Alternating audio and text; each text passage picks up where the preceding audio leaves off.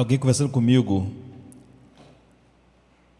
perguntou se eu já tinha pregado falando sobre o credo apostólico. E não, nunca fiz.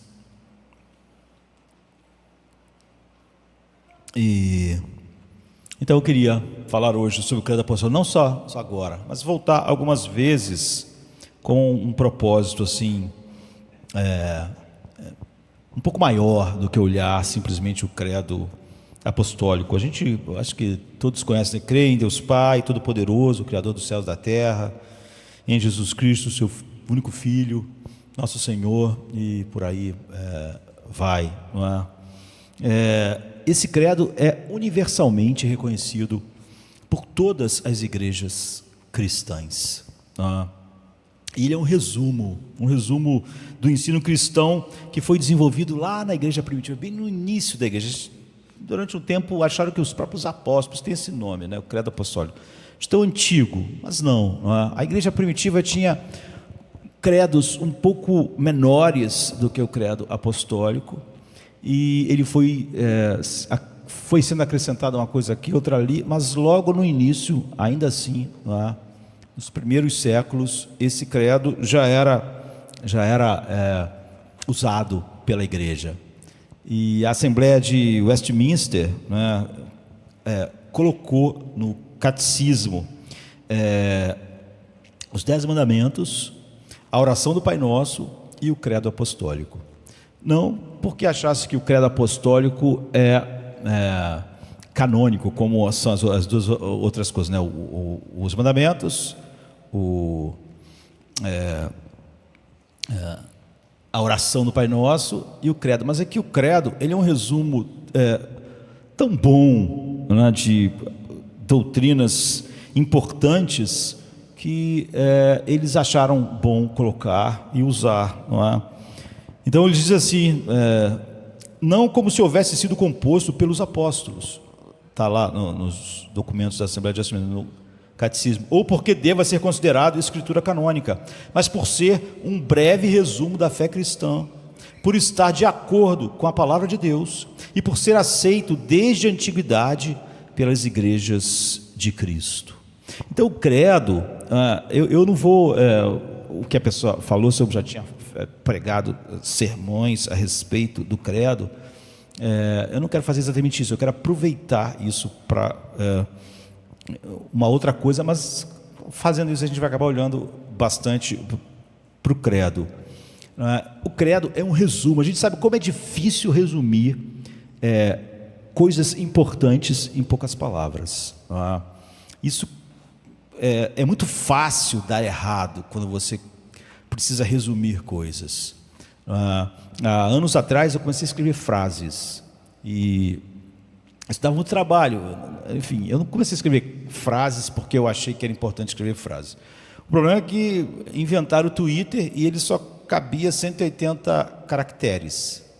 E eu nunca fui essas pessoas que sempre que sai uma novidade, né, tecnológica, começa a brigar com a tecnologia, sabe? Você nunca viu na história da igreja a igreja fazer isso e ser o caminho bom. A reforma acontece porque a imprensa é inventada, e então, diferente de todas as épocas, você podia espalhar um assunto, não é, por todos os lugares. Até então, tudo era copiado à mão, era totalmente impossível a reforma ter acontecido se não houvesse esse avanço tecnológico. Mas imagina se Lutero ficasse pensando, não, tem que escrever à mão, porque Paulo escrevia à mão, a gente também escreve à mão, que é essa coisa que imprime rapidamente e faz a gente poder, sabe?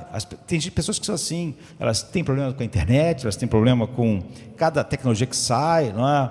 Eu lembro que assim que começou a sair a ISIA, eu comecei a mexer em alguns. É só um programa, não é? É porque, como chama de inteligência, as pessoas elas acham que é um ser, não é? Mas é um programa, você podia chamar de programa, de qualquer coisa, não é? Algumas pessoas ficam assim, não, temos que ter cuidado com isso. E eu imagino muita gente criticando o apóstolo Paulo porque ele usava carta. Não, tem que falar ao vivo, Paulo. Isso não adianta, Deus não vai falar através das cartas. Você quer falar com o pessoal de Roma? Tem que ir lá. Porque se você não falar lá, o Espírito Santo não age. Não adianta usar livro, carta. Por quê? Era uma grande novidade, estava na Pax Romana. Não é? Pela primeira vez havia um sistema de correio realmente eficiente para todo mundo conhecido. Estradas excelentes pela primeira vez em que os correios podiam funcionar então bem. E um império tão poderoso que viajar por essas estradas não era como antes, que você ia ter que enfrentar um monte de nações, de inimigos. Então, os correios romanos ficaram excelentes. O que aconteceu? Paulo, às vezes, ficava 10 anos sem alguma das igrejas, mas você vê que ele sempre fala dos filipenses como ele sendo parte do que Deus estava fazendo lá, porque ele era. Então, ele manda a carta, ele estava preso há muito tempo, as pessoas estavam procurando ele. Ele manda uma carta. Não é? Não, tem que falar diretamente. Até hoje, o que a gente tem? Um livro, que são essas cartas, que são o que foi dito. Então, assim que saiu o Twitter, eu pensei, isso aqui tem que ser usado, mas só pode escrever 180. Isso obrigou, de certa forma, você tem que resumir ideias numa frase que desperta o interesse em conhecer mais sobre aquilo. Mas é óbvio que a gente pode errar muito, essa que eu acho incrível no credo, porque resumir coisas não é fácil. Você tem um monte de... às vezes você vê frases de pessoas maravilhosas e elas são ruins. Jonathan Edwards, por quê? Não por causa dele. Ele, tudo que fez foi ótimo. Mas é que Jonathan Edwards não escreveu frase. Não é? Quando alguém bota uma frase de Jonathan Edwards, essa pessoa foi num sermão ou foi num livro e pega uma frase. Então isso é muito complicado, porque Jonathan Edwards está falando daquela frase. Imagina você pegar uma frase minha, não é? A respeito do homem ir a Deus, e a frase fica parecendo que eu sou arminiano. Não é? Porque você tirou do sermão, você tirou da ideia que eu estava mostrando. Eu lembro que tinha um hino que a gente cantava aqui na igreja que dizia assim: hoje escolhi seguir a Ti, hoje escolhi Te dar meu sim, Senhor, hoje escolhi, maravilhoso hino, eu e meu lar Te serviremos. Não é? É Josué falando. É óbvio que isso só acontece, a escola do homem sempre é penúltima. Josué faz isso porque Deus escolheu Josué, mas no tempo o Espírito Santo nos regenera e nós nos arrependemos, nós escolhemos. Então, tirar a frase, você pode ver uma frase não boa do Spurgeon, uma frase não boa do Jonathan, não por causa deles, mas porque tiraram a frase, que eles não escreveram uma frase, eles estavam pregando, ou eles estavam escrevendo um livro. A livro de Jonathan, mesmo quando você lê o capítulo inteiro, é difícil de entender. Tirar uma frase dali, às vezes é dizer o que ele não disse. Não é?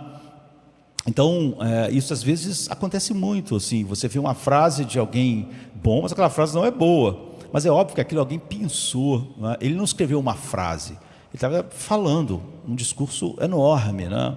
Como normalmente Jonathan Edwards fazia, com ideias difíceis, que são muito elaboradas, e tirar uma frase, quem for bom, de olhar que aquela frase realmente resume algo importante, ótimo, mas pode dar errado, né?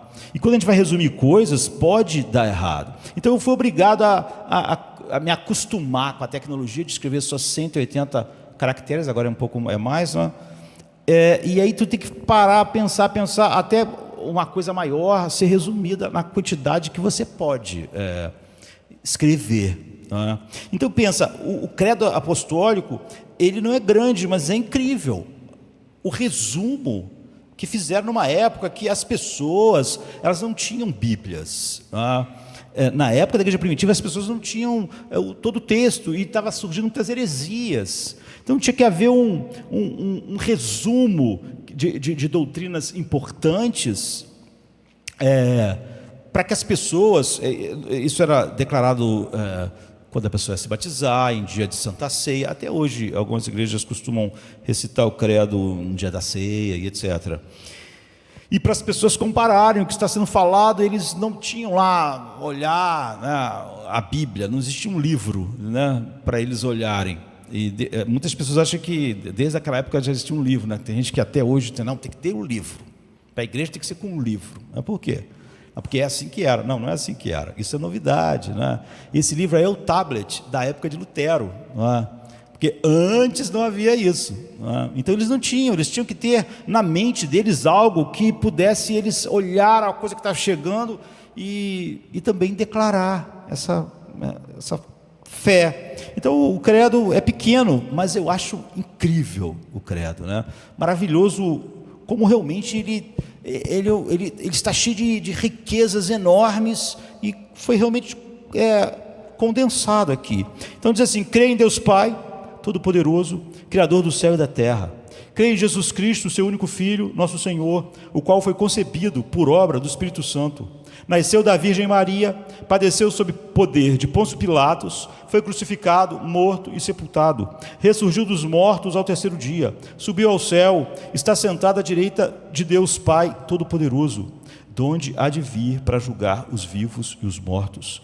Creio no Espírito Santo, na Santa Igreja Universal, na comunhão dos santos, na remissão dos pecados, na ressurreição do corpo, na vida eterna. Amém.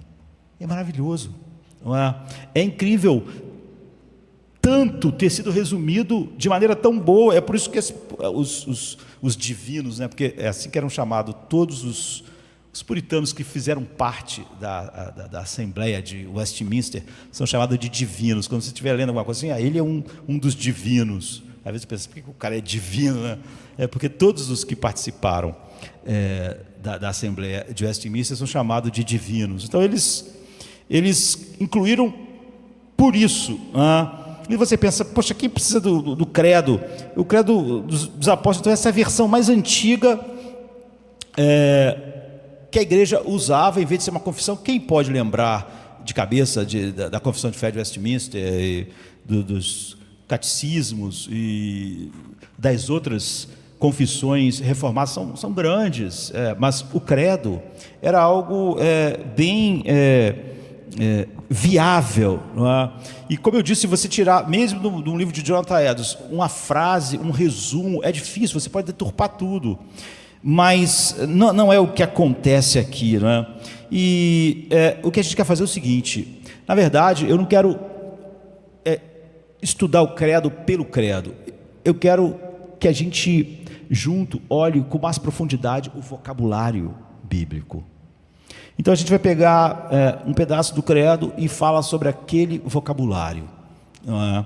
E depois pegar outro e depois o outro. Por exemplo, o credo começa com creio. Pronto, a gente para e o que é esse creio? O que é a fé? Creio em Deus Pai Todo-Poderoso. Por que Deus Pai Todo-Poderoso?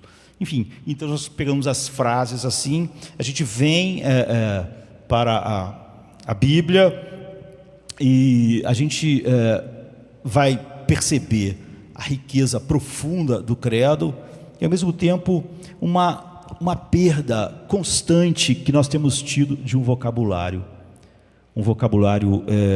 espiritual que faz toda diferença, não é? Eu acredito, ou eu só creio no Deus Pai Todo-Poderoso, depois Criador do céu e da terra, Senhor, Juiz, Igreja, Pecado, Espírito Santo. Você vê, esses assuntos vão fluindo, não é?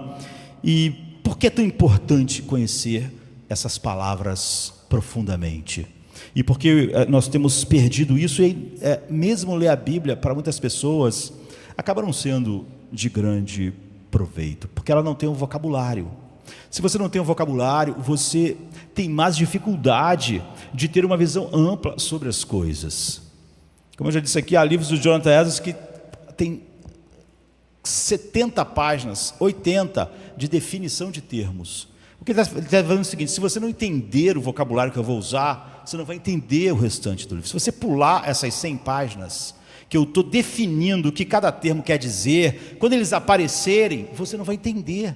Você sabe ler, mas você não vai entender, porque você não sabe o que aquelas palavras querem dizer, você não tem ideia do conceito, ou você conhece essas palavras muito superficialmente. Então ele define os termos. Depois que você lê, às vezes, 80 páginas de definição de termos, e aí você é capaz de olhar o todo, e se você esquecer alguma coisa, você volta lá para olhar a definição de um termo. Nós vivemos uma época em que as pessoas, em sua busca espiritual, tem um vocabulário muito ruim, não é? E se a gente for tentar você enxerga muito menos quando você tem um vocabulário pequeno. Quanto menor o teu vocabulário, menos você enxerga. Parece que o que você enxerga é o que existe, não importa se você tem vocabulário ou não, mas não é verdade. Por exemplo, se eu saísse aqui agora, né, saísse aqui pelo corredor, fosse lá fora para olhar as nuvens e descrever as nuvens para vocês.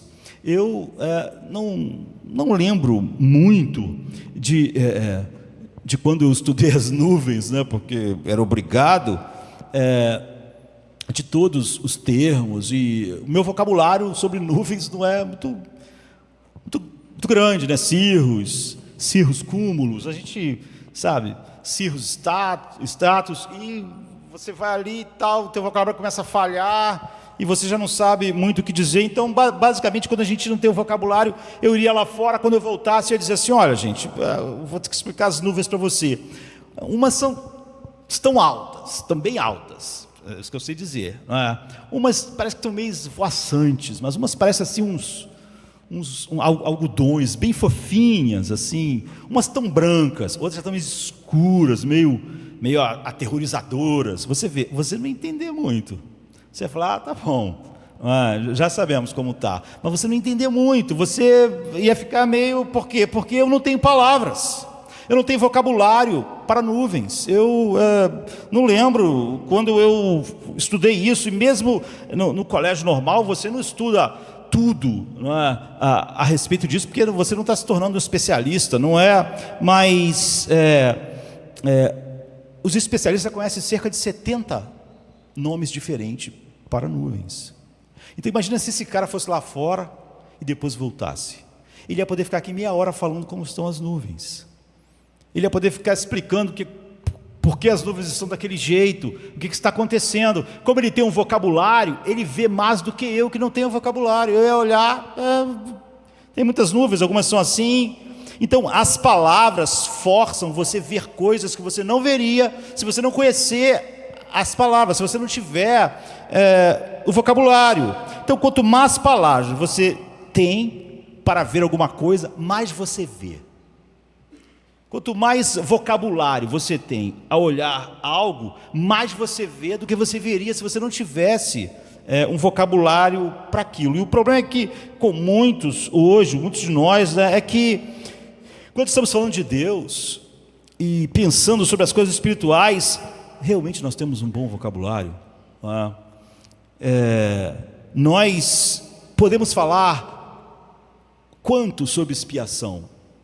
Ao olhar a expiação, nosso vocabulário é grande o suficiente para ver muitas coisas. Aí você olha lá um livro do John Owen sobre expiação com 500 páginas. Você pensa: eu não poderia falar sobre expiação por 500 páginas. Santidade e as coisas que vão aparecendo na Bíblia, no texto, em que eu estaria vendo 1000 coisas, mas eu não estou vendo, porque eu não tenho vocabulário para aquelas coisas.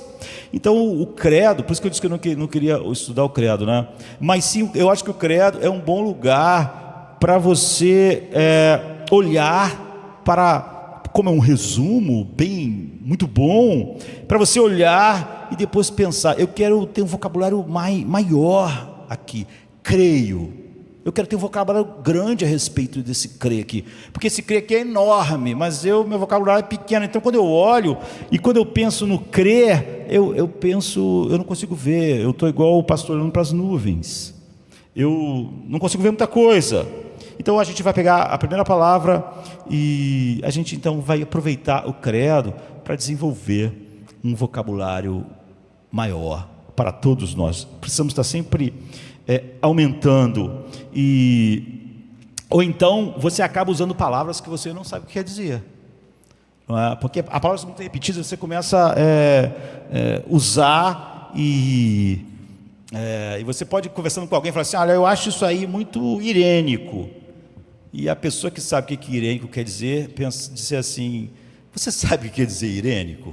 Porque ela ficou evidente ali que você estava usando aquilo errado. E aí você fica sem graça. Se você usa uma expressão, uma palavra, e alguém faz essa pergunta: você sabe o que quer dizer isso? E você já fica sem graça, você está usando uma palavra que você não sabia muito o que queria dizer. Certa vez o meu irmão estava conversando com um grande amigo nosso lá, e ele falou assim: Jorginho, eu queria que você orasse por mim, porque eu tenho um problema. E meu irmão falou assim: o que está acontecendo? Você sabe que eu sou pederasta. Jorginho conhecia, a gente conhecia ele a vida inteira, né? Sabia que se ele tinha um problema não era com isso. E meu irmão perguntou assim: você sabe o que quer dizer pederasta? Aí ele falou assim: não é um homem assim que tem muito problema, é meio mulherengo? Não, é o contrário, não é? É o homem que não tem nada a ver com as mulheres, mas com outros homens. Ah, meu Deus do céu! Agora, para quantas pessoas ele podia ter dito que ele era pederasta? Achou aquela palavra interessante. Acontece isso, às vezes nós usamos termos bíblicos, mas estamos igual assim, estamos usando, ou então um termo desse, né, irênico, e não sabemos, ouvimos meio por alto, não sabemos muito o que quer dizer, e é óbvio que isso é constrangedor, mas para nós não é só constrangedor, é terrível. Então, nós devemos temer se nós usamos palavras como fé, sem saber exatamente o que significa, que é como começa o credo. Então eu vou ler essa passagem em João, porque eu acho que o livro de João, ele tem essa riqueza, assim, para a gente não andar em muitos lugares. Eu vou falar hoje, aqui, agora e hoje de noite, e outras vezes, vou voltar aqui no credo e vou pegar assim, mas para a gente não ficar andando por toda a Bíblia, expande demais, nós não podemos sair aumentando a ideia do vocabulário assim. Então eu vou procurar sempre, dentro da medida do possível, ficar sempre só num livro, só no livro de João, mesmo em qualquer uma das frases do credo, não é? Então eu queria ler em João 20, é um texto um pouquinho grande, mas eu vou tentar depois ser mais rápido. Diz assim, a partir do 1. No primeiro dia da semana, bem cedo, enquanto ainda estava escuro, Maria Madalena foi ao sepulcro e viu que a pedra tinha sido removida da entrada. Então ela saiu correndo para Simão, Pedro e para os outros discípulos, aquele a quem Jesus amava, que é João, né, e disse: tiraram o Senhor do sepulcro e não sabemos onde o colocaram. Então Pedro e o outro discípulo, que é João, saíram, porque João sempre ele fala sobre ele dessa forma assim meio... Então Pedro e o outro discípulo saíram e foram para o sepulcro. Os dois estavam correndo, mas o outro discípulo, que é ele mesmo, correu mais rápido do que Pedro, que estava meio fora de forma, e chegou ao sepulcro primeiro. Ele se inclinou e olhou para dentro, viu as tiras de linho ali, mas não entrou. João, né? Então Simão Pedro, que vinha atrás dele, chegou, entrou no sepulcro e viu as tiras de linho ali, assim como o pano que tinha estado ao redor da cabeça de Jesus. O pano estava dobrado à parte, separado do linho. Finalmente o outro discípulo, que havia chegado primeiro ao sepulcro, também entrou. Ele viu e creu. Eles ainda não haviam entendido das escrituras que Jesus tinha que ressuscitar dos mortos. Então os discípulos voltaram para as suas casas, mas Maria ficou do lado de fora do sepulcro chorando. Enquanto chorava, ela se inclinou e olhou para dentro do sepulcro e viu 2 anjos vestidos de branco sentados onde o corpo de Jesus estivera, um à cabeceira e outro aos pés. Eles lhe perguntaram: mulher, por que você está chorando? Ela disse: levaram embora o meu Senhor, disse ela, e eu não sei onde o colocaram. Ao dizer isso, ela se virou e viu Jesus ali, mas não o reconheceu. Mulher, ele disse, por que você está chorando? Quem você está procurando? Pensando que fosse um jardineiro, ela disse: Senhor, se você o levou embora, diga-me onde o colocou e eu irei buscar. Jesus lhe disse: Maria. E ela se virou para ele e exclamou em aramaico: Rabone, que significa mestre. Jesus disse: não me segure, pois ainda não voltei para o meu Pai. Vá, porém, aos meus irmãos e diga-lhes: estou voltando para o meu Pai e Pai de vocês, para o meu Deus e Deus de vocês. Maria Madalena foi aos discípulos com a notícia: eu vi o Senhor, e contou-lhes que ele dissera essas coisas a ela. É até difícil ler um texto desse sem você não se emocionar, porque essa é a maior notícia da história. Então, existem 6 coisas que você aprende sobre a fé, que faz o nosso conceito ter um vocabulário. Quando a gente ouve fé, da maneira mais completa. Como eu disse, a gente vai ficar só no livro de João sempre, então não vamos poder expandir as coisas demais. Mas essas 6 coisas, podemos dizer aqui, e o credo começa, creio, não é? Creio, o que é isso? Está falando sobre fé, não é? E é só nessa primeira palavra do credo que a gente está olhando aqui. E existem 6 coisas que você aprende sobre a fé. Então, vamos tentar acelerar e ir rápido nessas 6 coisas. Não é? A primeira coisa é que a fé é impossível. Essa é uma parte muito, muito importante do que a Bíblia diz sobre a fé. Se nós pensarmos que a fé é possível ao ser humano, então não estamos mais pensando na fé como a Bíblia descreve. E nem estamos mais dentro daquilo que o credo estava dizendo no creio. Se pensarmos que o ser humano é capaz desse creio, que um ser humano, como nasceu em Adão, é capaz de chegar a um verdadeiro creio, nós já perdemos a fé. Ou seja, já estamos usando uma palavra que não condiz mais com o que ela significa na Bíblia. Então, a fé que conecta com Deus é algo que você não é capaz de ter, que ninguém é capaz de ter. Olha com atenção, Pedro e João nem sequer eles vão ao sepulcro na manhã da Páscoa, a menos que eles fossem chamados. Só quando Maria chamou eles, Maria Madalena, é que eles foram. Eles não tinham ido lá naquele domingo de manhã. Maria foi ao sepulcro, mas quando ela vê a pedra removida, o que ela pensa? Qual é o pensamento que vem na mente de Maria? Roubaram o corpo. É essa a ideia. É isso que vem à mente dela. Pedro e João nem foram, e ela que foi quando viu. Agora, pense nas implicações que isso tem. Jesus Cristo havia afirmado e ensinado repetidamente durante 3 anos que ele ia morrer e ressuscitar no 3º dia. Ele afirmou isso tantas vezes. Não é que Jesus, lá no meio dos seus ensinos, colocou isso assim meio que enigmaticamente, meio de maneira obscura. Jesus falou isso tantas vezes, tão claramente, que até os inimigos de Jesus sabiam. Por isso botaram guardas lá. Ele disse que ia ressuscitar, então ele tem que botar o guarda, porque senão os caras vão roubar o corpo e vão dizer que ele ressuscitou. Você vê, todo mundo sabia que Jesus falava que ia ressuscitar, mesmo os fariseus, os saduceus. E é por isso que pôs a pedra, e é por isso que botou guardas, para que não houvesse nenhuma armação com toda aquela história de que ele ia ressuscitar.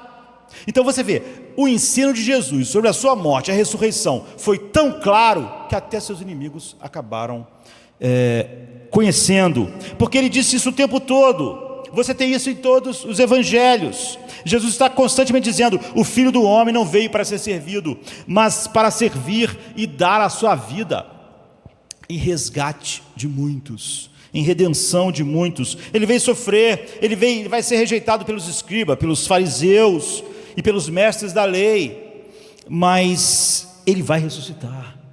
Ele vai ressuscitar no 3º dia. Isso repetidas vezes, tantas vezes, como eu disse, que os inimigos colocaram guardas lá, para que isso não fosse manipulado, segundo eles, pelos discípulos. Então aqui está Pedro, João e Maria. Pedro, João e Maria, todos discípulos, que viveram aqueles anos, viveram com Jesus, viram Jesus fazer milagres, ouviram o sermão da montanha, ouviram os seus ensinamentos incríveis, e eles o amavam, especialmente Maria. Você pode ver por tudo mais que a gente vê nessa passagem, como Maria demonstra um amor profundo por Jesus. Eles não apenas se sentiam positivo sobre Jesus, ele é um mestre que ensina, eu me sinto bem. Não, eles o amavam. Apesar de tudo isso, eles não acreditavam na coisa mais importante e mais básica e essencial do que ele ensinou. Não acreditavam. Repetidas vezes ele disse: eu vou morrer e vou ressuscitar, e na manhã do domingo, Pedro e João nem foram olhar, nem pensaram assim: olha, não é bom a gente ir lá no sepulcro. Ele disse que ia ressuscitar. Ele disse isso várias vezes.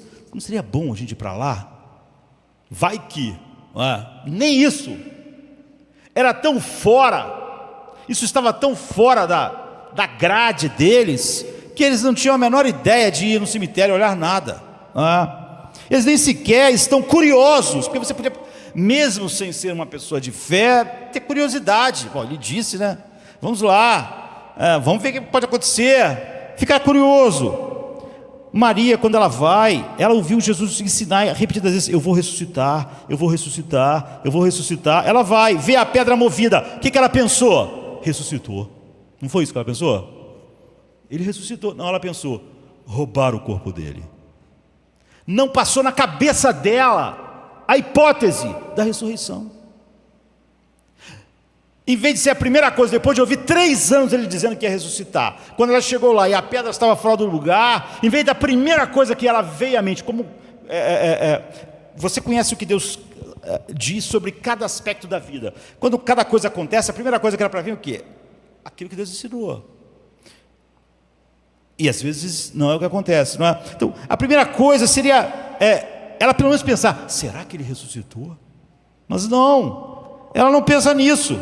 Agora, o que isso te diz? Isso te diz que a fé que conecta a Deus, a fé no Evangelho, não a fé de que Jesus existe. Lógico que eles sabiam que Jesus existiu, que Jesus falou, que Jesus andou, que Jesus pregou. Isso eles criam. Está falando sobre a fé real que conecta um homem a Deus, em que ouvir o sermão e meditar numa palavra não é só o que você ouve, concorda, e aquilo não faz diferença na vida real. Quando os problemas acontecem, não há conexão entre a verdade. Não tema, porque eu vou estar contigo no vale da sombra da morte. É só começar a acontecer alguma coisa que pareça com morte e eu já me esqueci completamente. Porque você vê, não é... Quando você ouve falar o Salmo 23, você acredita, você acha maravilhoso, escrito por Davi, você não tem dúvidas. Não tem dúvidas até aquilo tocar a vida real. Aí aquilo parece não ter nenhum valor. A fé real, espiritual, que conecta você com Deus, não é algo que você é capaz de ter. Imagine, se alguém pudesse ter fé por ouvir, eles são as pessoas mais dedicadas. Eles viram Jesus, eles viram os milagres, eles viram o que ele disse. Eles estavam andando com ele, conversando com ele, eles viram os milagres, eles amavam a ele. Ou seja, você vê que eles se importam, que Maria o ama. Ainda assim, a única coisa que ele diz ser essencial, a única coisa que ele diz: eu vim para isso, eu vim para dar minha vida, eu vim para morrer, eu vou ressuscitar, é para isso que eu vim. Eu não vim para fazer todas essas outras coisas que vocês acham maravilhoso. Eu vim para morrer, eu vim para morrer e ressuscitar. Esse é o centro, esse é o propósito, essa é a razão, a coisa mais importante, a coisa final. Eles não acreditavam. Pessoas dizem crer no que Jesus disse. Você vê, isso é muito comum. Você pode pensar assim: mas como é que é possível isso? Normalmente as pessoas na igreja, e até fora, acreditam no que Jesus disse. Jesus disse: minha paz vos dou. Você crê nisso? Acredito. É só que você tem um problema, ele não tem paz, ele vem com uma explicação humanista para dizer por que ele está sem paz. Você vê, ele acreditava que Jesus dá a paz até ele realmente precisar de paz real na vida. Aí ele não acredita. Aí ele tem uma desculpa para o fato de ele não ter paz.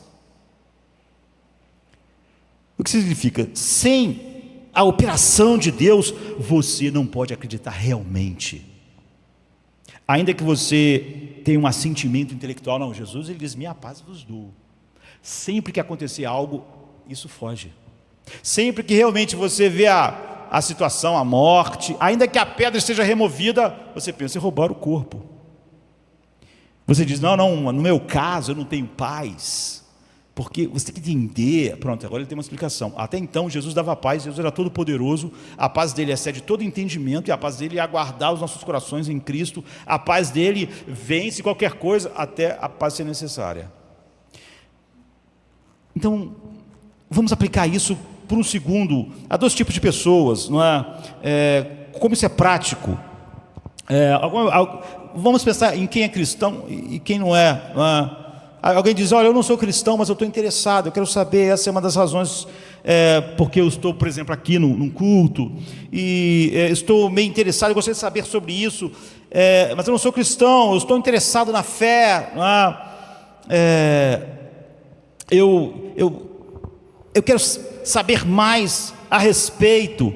De certa forma, a pessoa está sentindo alguma atração por isso. Estou me sentindo atraído, né? E você diz, uau, o cristianismo ele pode ser coerente, convincente, interessante, pelo que ele está ouvindo. Mas de repente ele diz assim, mas eu...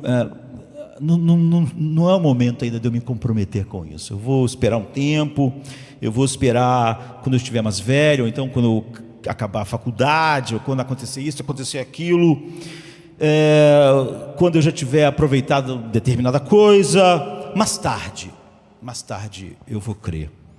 Qual é a suposição dessa pessoa? Que ela vai crer na hora que ela quiser. Que crer para ela é algo que ela decide a hora e o lugar. Não vou crer agora não. Eu vou crer só daqui a alguns anos. Ou então eu vou crer amanhã. A suposição, ou seja, a ideia por trás disso é que ela crê a hora que ela quiser. Você vê, para o homem assim, é óbvio que ele não acredita que a fé é um milagre e um dom de Deus. Ele acha que é algo que ele faz. De tal maneira que ele pode dizer que vai ser amanhã, que vai ser depois de amanhã. Como tem gente que acha que arrependimento é assim, mesmo na igreja, né? O cara não toma da ceia porque ele está errado, ele vai se arrepender só daqui a um mês. Ele acha que o verdadeiro arrependimento, tristeza segundo Deus, contrição, lágrimas, é algo que ele decide a hora que ele sente.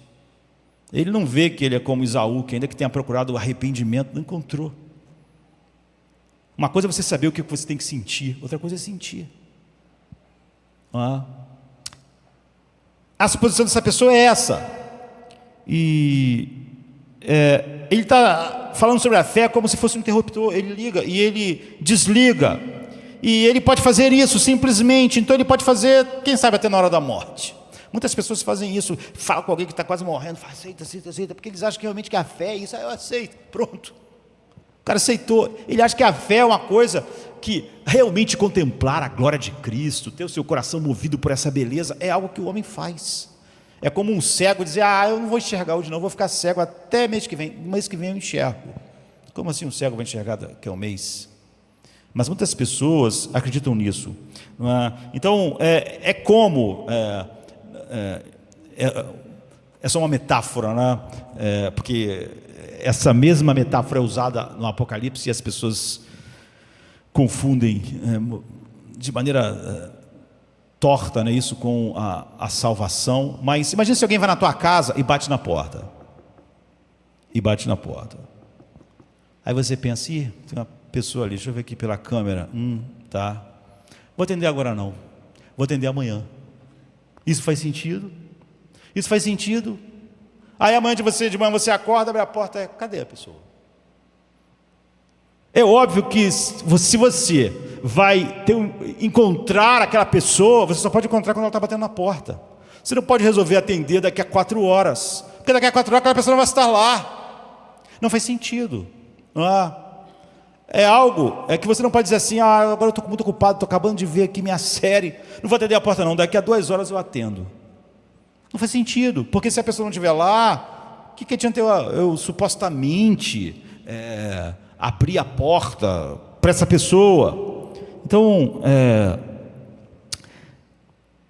isso é porque está enraizado no coração das pessoas, apesar de até em nosso meio a gente dizer não, realmente a fé é o que Deus dá, mas na verdade poucos acreditam nisso. Como se você perguntasse a Maria, João e Pedro, se eles acreditavam no que Jesus dizia, eles diziam, não, nós acreditamos. Mas quando Jesus morreu, apesar de tudo que ele tinha falado sobre a ressurreição, nenhum deles estava sequer esperando isso. Nem foram no cemitério. E quem foi no cemitério não foi por causa disso. E quando viu a pedra fora do lugar, não foi o primeiro pensamento que veio na mente. Olha, ele ensinou isso. Será que ele ressuscitou? Não, isso não passou. Então, a verdade é que quando você vê a beleza de Cristo, isso nunca vai acontecer. Eu vou crer daqui a um tempo, eu estou com problema. Eu vou cear daqui a tanto tempo que eu estou com problema. Isso não existe.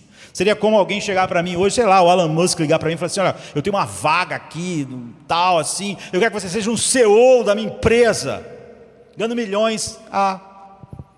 Daqui a 3 meses eu dou uma olhada se você ainda me quer. Isso não existe. Quando alguém aparece uma oportunidade incrível, ninguém imagina, eu posso responder daqui a um mês, posso responder daqui a 2 meses. Você responde agora.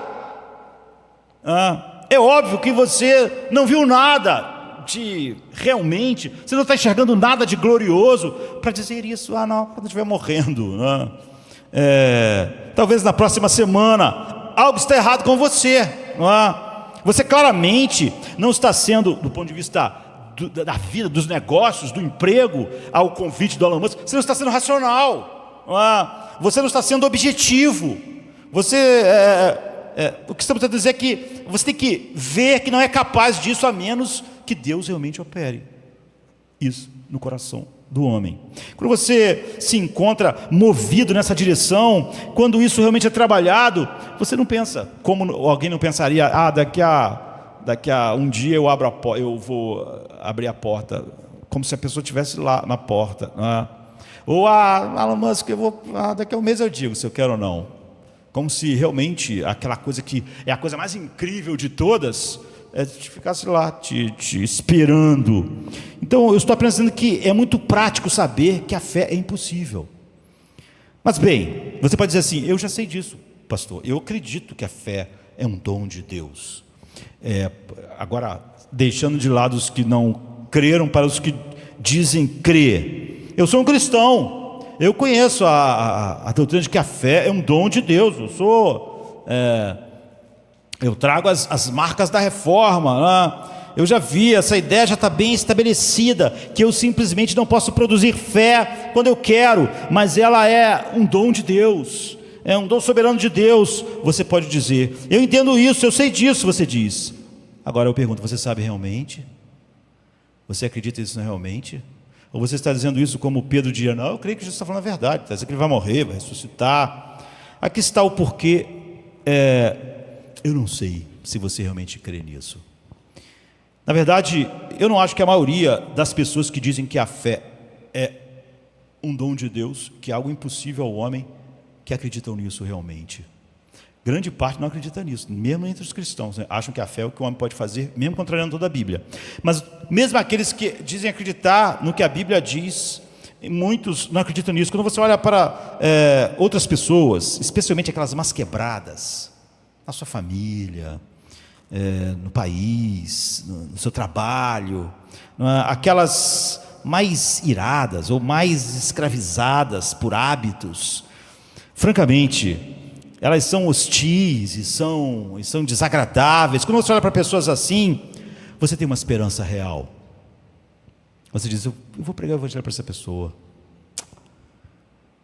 Você está cheio de uma esperança real sobre pessoas assim?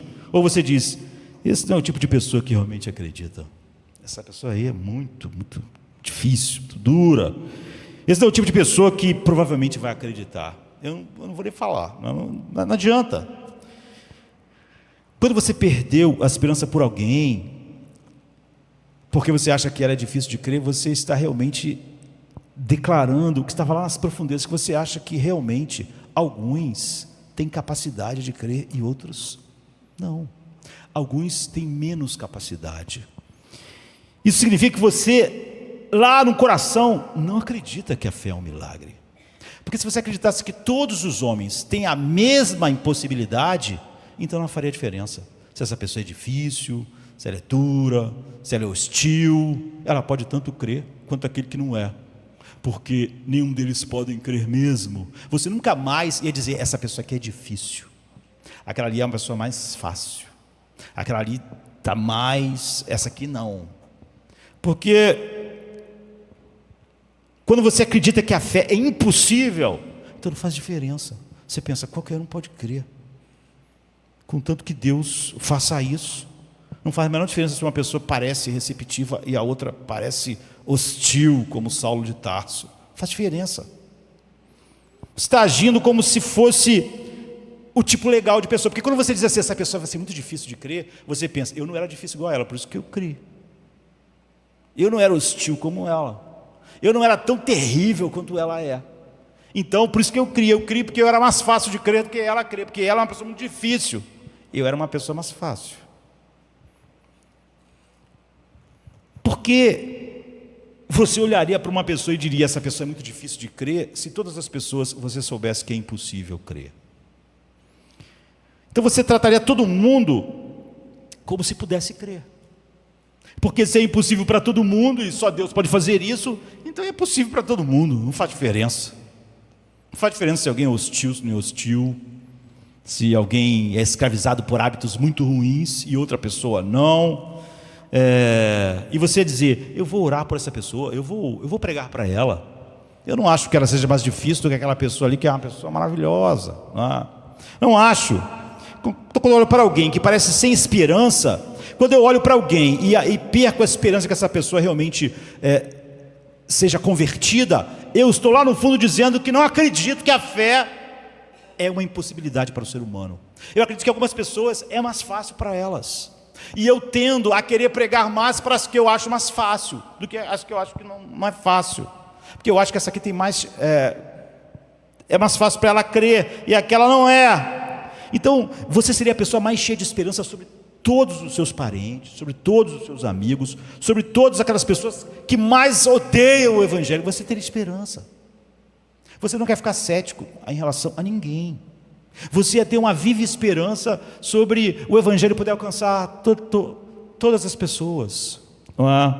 Então, a primeira coisa é isso.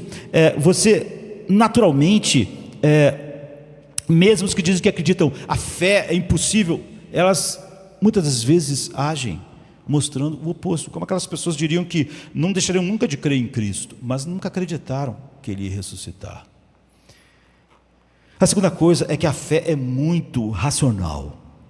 Primeiro é impossível, depois ela é racional. Esse creio, não é, do credo. O versículo 6 diz: então Simão Pedro, que vinha atrás dele, chegou e entrou no sepulcro. Ele viu as tiras de linho ali. Acho que não há outra maneira de traduzir isso, mas é necessário, não é? Eu sempre disse que os tradutores estão sempre lutando por trazer para uma língua ideias que só estão realmente encaixadas na língua em que elas foram escritas, principalmente se essa língua for muito bem nas suas peculiaridades, muito bem rica. E você vê, ele diz isso, né? Ele entrou e viu as tiras ali, olhou. Pedro entrou e viu as tiras. Mas a palavra que é traduzida como viu ali é uma palavra grega chamada teoreu, que é da onde vem a nossa palavra teorizar. E nós sabemos o que significa, né? Quando alguém levanta uma teoria, quando alguém está teorizando, não é? A gente não está falando sobre ressurreição, não está falando sobre o crer, mas então a gente não pode se desviar, não é? Mas pense nisso, mesmo não podendo nos aprofundar no tema da ressurreição. Pedro está olhando para as roupas no sepulcro que envolviam Jesus. Elas estavam todas bem dispostas. O que está acontecendo? O que ele está tentando dizer para nós aqui é que ele está dizendo: espere um minuto, por que essas roupas estão assim? Ele está teorizando, teoreu. Pedro, a mente dele começou a funcionar, hipóteses, e ele começa a elaborar ideias, pensando, porque o texto, quando é traduzido em português, parece que ele só olhou e viu, que é uma coisa assim. Não, ele estava pensando profundamente, não é? Elas estavam dispostas de uma forma perfeita, perfeitamente organizada. Se alguém tivesse roubado o corpo, isso não poderia ter ficado assim. Essas coisas estão na mente dele. Olha, se os amigos se levassem, não ia levar ele nu. Se alguém roubasse, não ia levar ele nu. Não é? E não ia levar ele sem todas as coisas que eram colocadas para que o cadáver não cheirasse mal, não levar assim, e, enfim, não podemos nos demorar, mas ele começou a pensar. Então, Pedro viu as tiras de linho perfeitamente ali, e um famoso comentarista, né, do grego, e também um teólogo bom, ele diz assim: a maneira como os lençóis estavam dispostos significava que ainda estavam enrolados, mas vazios, como se o corpo tivesse passado por eles Aí você pensa, mas como assim? É como os lençóis estavam como se, quando uma lagarta que virou borboleta, que estava no seu casulo, e ela sai, e aonde ela estava, crisálida, está perfeita. Então, é assim que estava. O linho em volta do corpo de Jesus estava de uma maneira como se o corpo tivesse passado pelo linho, e estava ali o casulo da lagarta que virou borboleta. Era algo estranho, não era algo diferente. O que está acontecendo? Pedro está dizendo, ok, o corpo sumiu, bem, talvez, não, ressuscitou, não, mas o linho está nessa, né, teoria. Ele olhou e ficou pensando, a mente dele explodiu de pensamentos, porque a cena que ele estava vendo era confusa para ele. Então ele está pensando furiosamente, ele está raciocinando. Agora, o que a gente aprende com isso?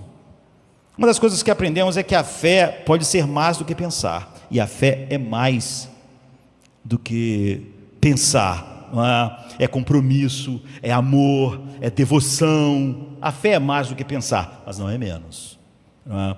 E a fé não é principalmente um sentimento apenas, mas leva a sentimentos.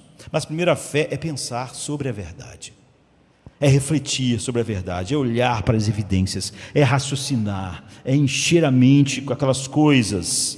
Você vê que contraponto incrível é esse. Se a Bíblia apenas dissesse que a fé é impossível, então você pensaria, a fé é só uma coisa mística, não adianta nem pensar, ela vem assim, a pessoa crê, é uma coisa mística. Não, você vê ela como se um raio te atingisse e você cresce. Não. Ela é um milagre, mas é um milagre que age através da mente.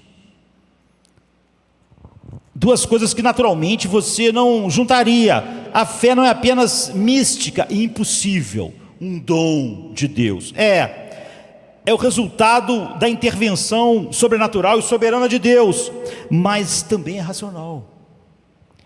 É também o resultado do pensamento, ou seja, Deus faz a nossa mente ir em direção às evidências que Ele põe, abre a nossa mente, você analisa, você lê o que a Bíblia diz, você lê os relatos, você reflete. É por isso que o lugar para se ter fé é ouvindo a palavra, é a pregação da palavra, é a meditação na palavra. É um contraponto, eu diria, perfeito. Na verdade, se você olhar com atenção o que está dizendo para nós, é que a fé não é algo que você deve simplesmente esperar te atingir. Pastor, realmente é verdade. Eu acredito assim, eu falo que acredito que Jesus, minha paz vos dou, mas eu realmente, na hora H mesmo, eu não acredito nisso. Eu tenho uma desculpa para não ter paz. Então, se você está esperando um raio te atingir, então você vai ficar esperando. Quando você vê, você é levado para a palavra de Deus, você é levado para a verdade de Deus, e é através da palavra, olhada com esses novos olhos e pensada com essa nova mente, é que Deus opera. Então, não importa, as pessoas dizem nos dias atuais, não importa tanto no que você acredita, tanto que você acredite, quando na verdade não é fato, não é? Alguém que diz acreditar, pois Deus deu o dom da fé, aquele ali, ele creu, mas ele não conhece o Evangelho, então ele não creu. Essas coisas, apesar da fé ser impossível e ser algo, por isso, místico, né? Algo que Deus opera, a pessoa só vai ter fé na verdade que ela conhece. Então, é uma contradição dizer que alguém tem fé verdadeira em Deus sem conhecer o que Deus fez. Primeiro de tudo, aqui está Pedro, e você vê, aqui está João e aqui está Maria. E a fé deles é tão imperfeita e distorcida e bagunçada e despedaçada, mas todos eles estão olhando para Jesus nessa cena. E aqui está o ponto, todo mundo diz que não importa no que você acredita, contanto que você acredite com todo o seu coração. Você não entende muito sobre o Evangelho, mas você acredita de todo o coração. Isso não faz sentido nenhum, isso não é verdadeira fé. E pense, se você tem um senhor A e o senhor B, e eles estão subindo uma escada, E o senhor Asa está subindo a escada confiante, absolutamente, uma escada que é fraca, mas ele tem uma fé enorme de que vai conseguir subir. O que vai acontecer? A escada vai quebrar e ele vai cair. Não é? A fé não vai mudar em nada. O fato de que aquela escada não pode suportar o peso de um homem.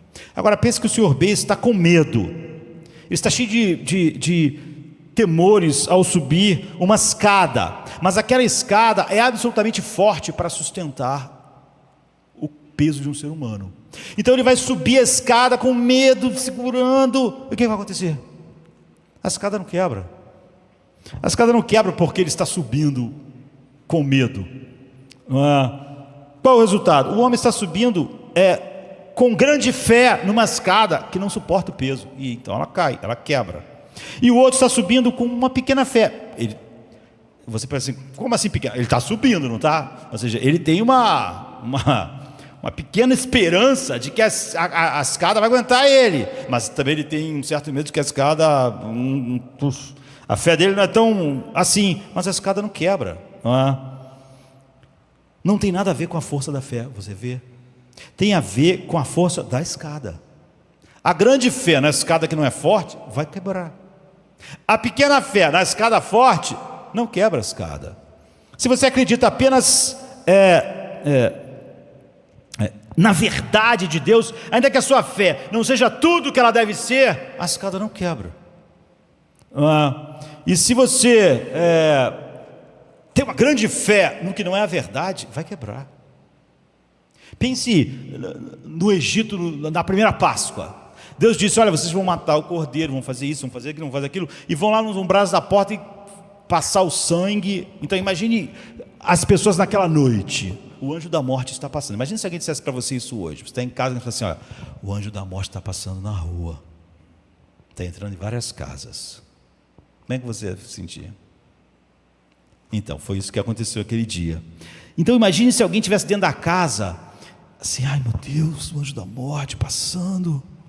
A questão é, ele botou o sangue, ele matou o animal, ele fez o que Deus disse, o anjo ia passar pela casa, ainda que ele estivesse um pouco atemorizado, mas como ele teve fé suficiente para fazer o que Deus disse, o anjo iria passar, tanto na casa, do que estava lá dentro da casa, com sangue na porta, com todas as coisas feitas como Deus mandou, e lá dentro meio preocupado, o anjo vai passar, já são 11h50, você está quase na hora, meio assustado, mas ele ficou lá dentro, ele botou o sangue, ele fez tudo, a fé dele é pequena, mas o anjo vai passar.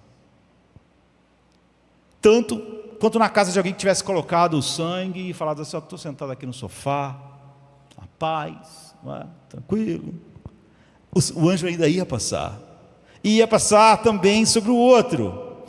Quando você olha aqui, você vê isso, não é?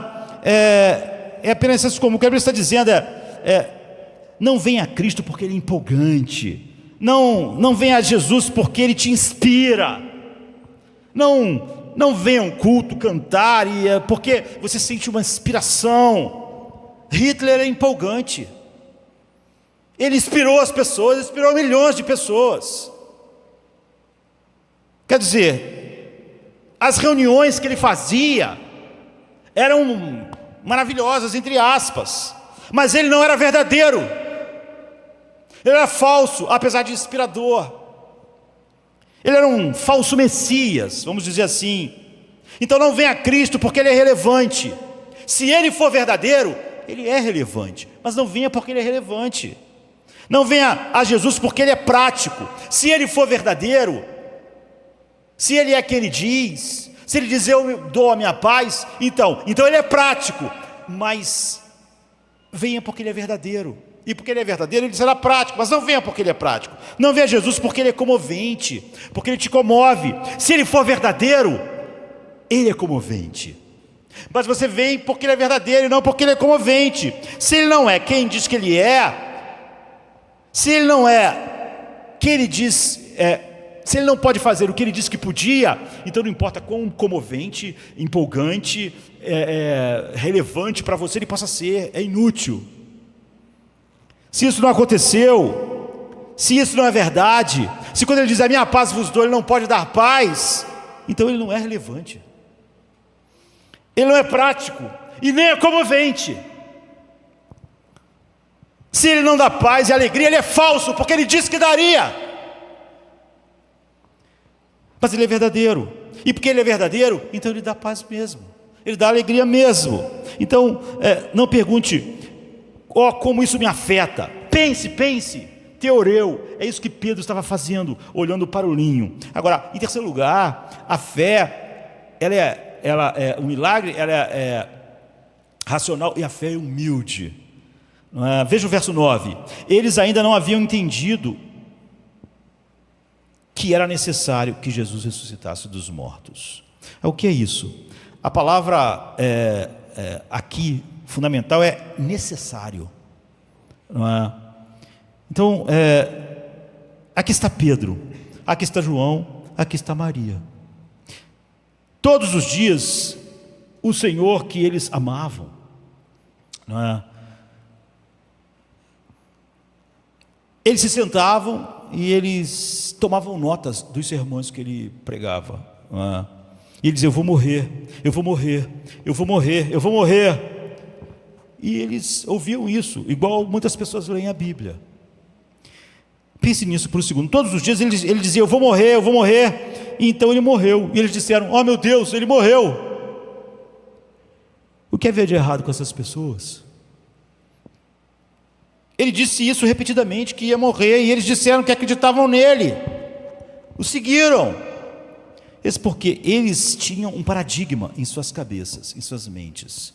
E esse paradigma era como uma grade, era como muitas pessoas ouvem sermões e leem a Bíblia. Elas têm um paradigma, elas têm uma grade. Então, quando elas ouvem o que você prega, elas usam a grade.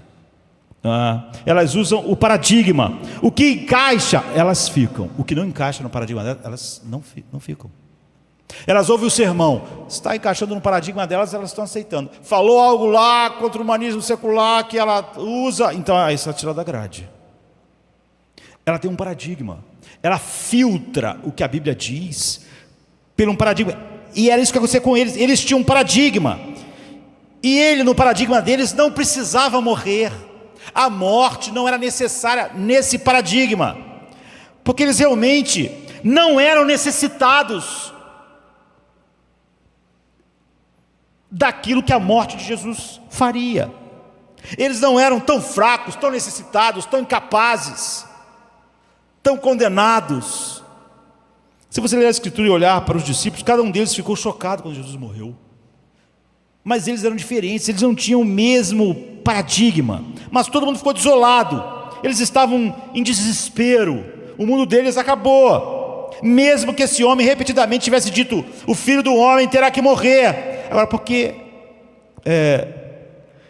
eles tinham paradigmas diferentes do de Deus, eles pensavam diferente, mas no fundo pensavam tudo igual.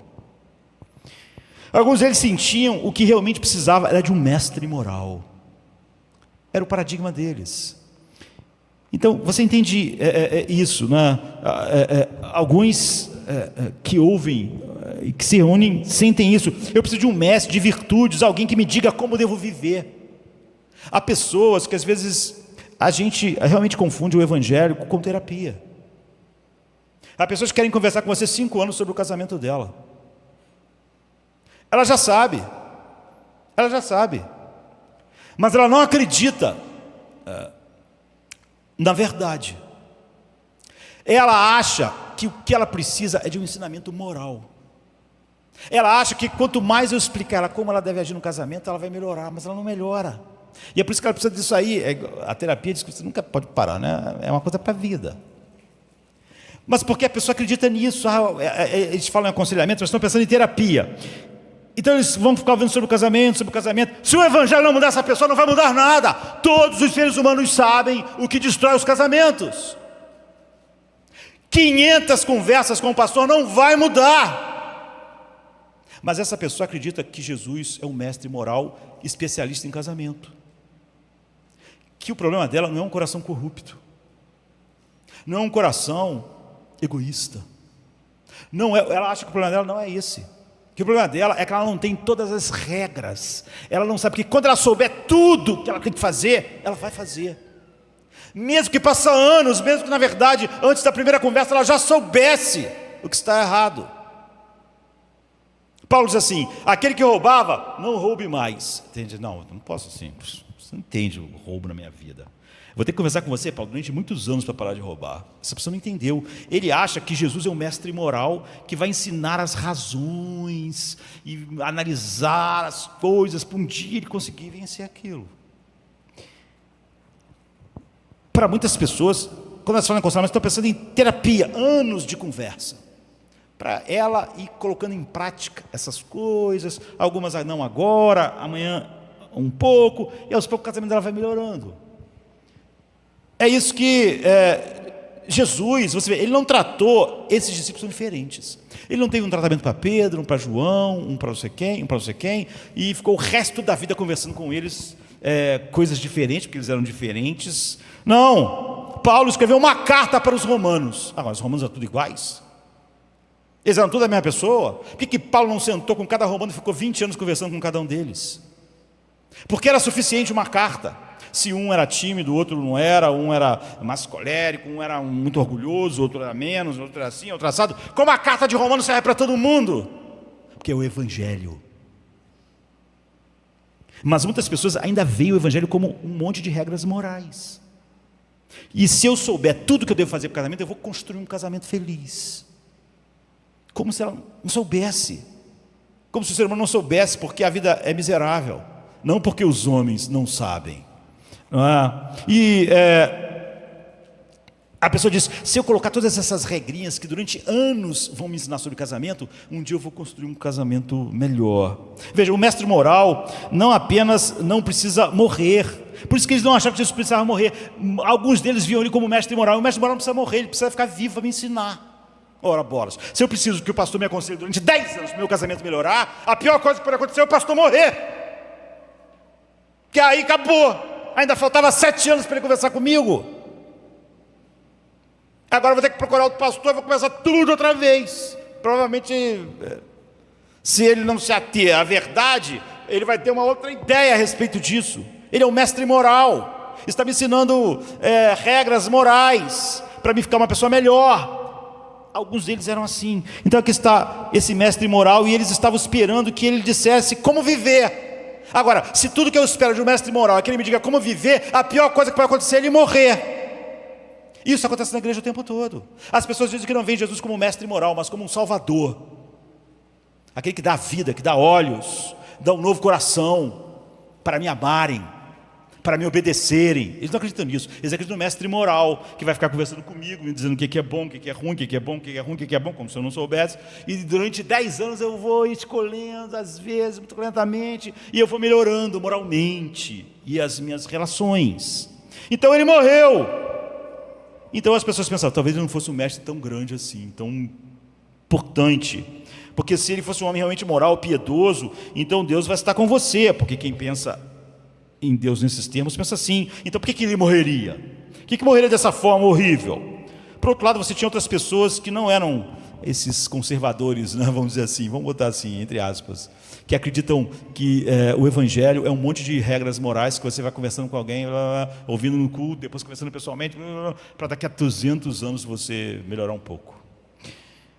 Essas eram pessoas que diziam: nós precisamos, na verdade, de um Messias, sim, mas nós queremos um Messias que reúne as tropas. Queremos um Messias que reúne as tropas, que lance fora o jugo da opressão romana. Quando o Messias morre, eles dizem: espera um pouco. A última coisa que você precise é que alguém que vai liderar as tropas contra Roma morra. Como é que ele pode ajudar? Ele tem que estar vivo. Eu preciso de um Messias que capture os inimigos, um Messias que vença os inimigos, um Messias que reúna e encha um exército de força. Eu não preciso de um Messias fraco, porque se a minha ideia é que o Messias tem que vencer as coisas para mim e conquistar lá, eu não preciso de um Messias fraco, que é preso, que apanha. Esse Messias não serve para nada. Eu não preciso de um Messias que seja julgado, não preciso de um Messias que esteja julgando. Eu Eu não preciso de um Messias que esteja morrendo, eu preciso de um Messias que mate os inimigos. Em outras palavras, de um lado, os outros achavam que é um mestre moral e ele vai ficar falando para mim, em 20, 30 anos eu vou absorvendo. Eu só a moralidade, eu vou botando em prática, né? Então, se ele morre, qual é a vantagem de um mestre moral morrer? Ele não pode mais falar comigo, a sabedoria dele se foi. E o outro pensava o contrário, o Messias é alguém que vai para a batalha. Agora, se ele morre, como é que vai para a batalha? Você vê que o Messias, assim, não cabia na grade de nenhum dos dois. E eles parecem diferentes. Então, aqui estão os tipos fariseus.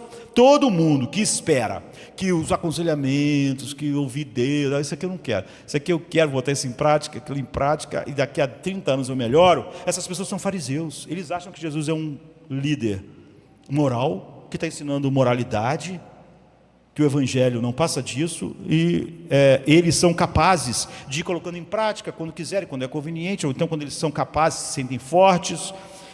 Mas aqui você não tem o outro grupo que são os zelotes, não é?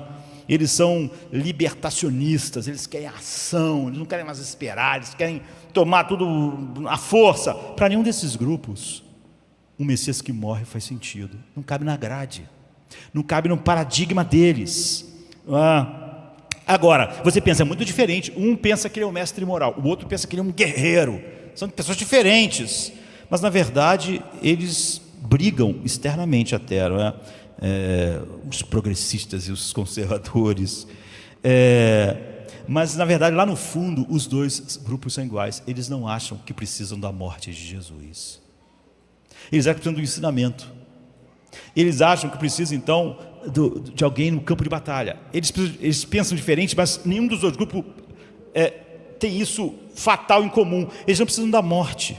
Se você realmente vê Jesus como um mestre moral, significa que você acha que você é bom o suficiente para fazer as coisas, que sua vida só não é o que é para ser, é porque você não sabe direito ainda. Mas se alguém tiver a paciência de ficar 10 anos te explicando, você vai fazer.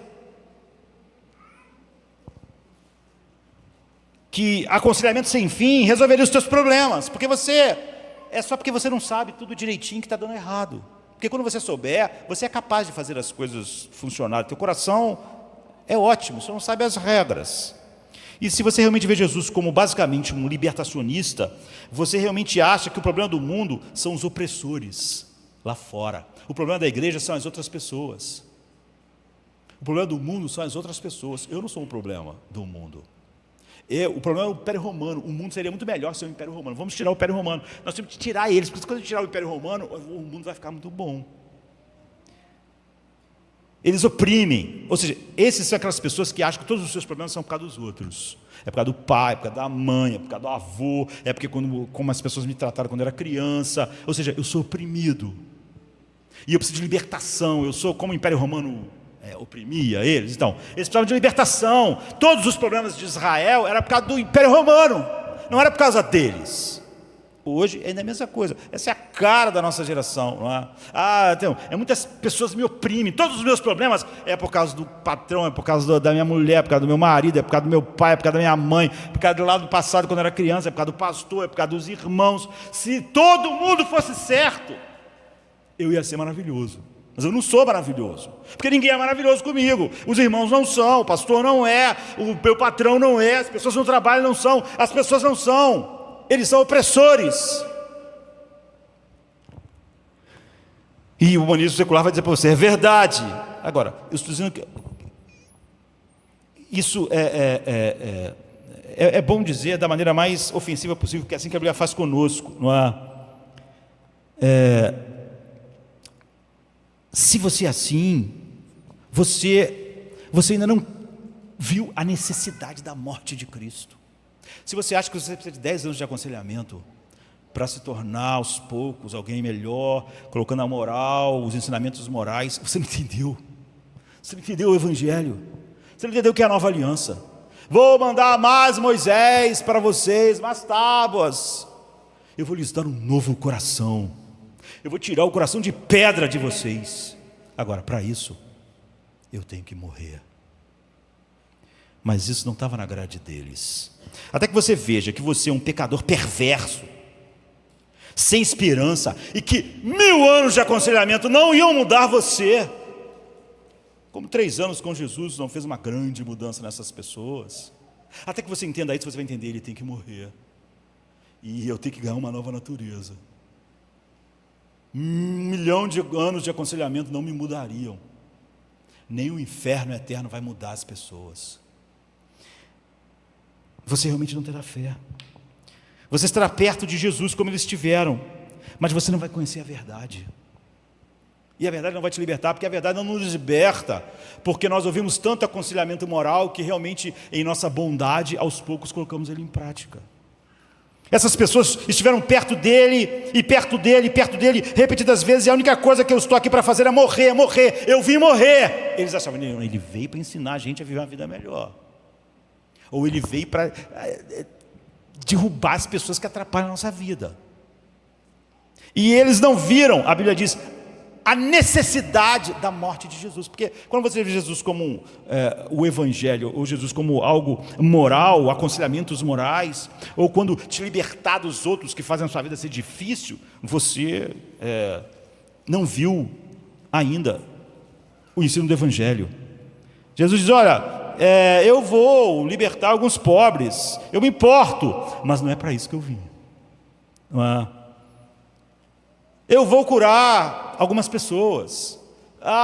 O sofrimento é algo terrível, mas não é para isso que eu vim. Eu vou multiplicar pães, sim, a fome é uma coisa terrível, mas não foi isso que eu vim fazer. Eu vim morrer. Nenhuma dessas coisas sei o que eu vim fazer. Se eu não morrer e ressuscitar, todos vocês estão perdidos. Eu posso ficar aconselhando vocês 1000 anos, vocês vão ser exatamente quem vocês são. O aconselhamento sem fim não vai resolver o seu problema.